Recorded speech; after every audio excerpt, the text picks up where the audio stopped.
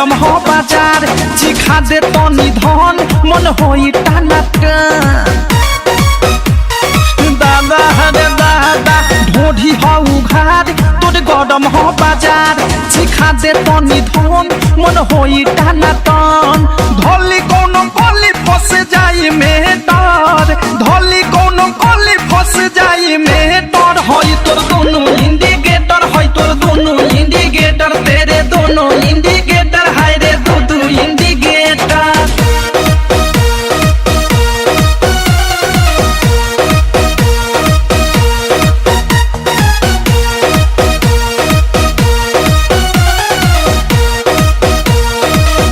की विशाल के बुरा बाटे हाल प्रेमी अवधेश के धोइले बादेश सुनती हो की विशाल के बुरा बाटे हाल प्रेमी अवधेश के धोइले बादेश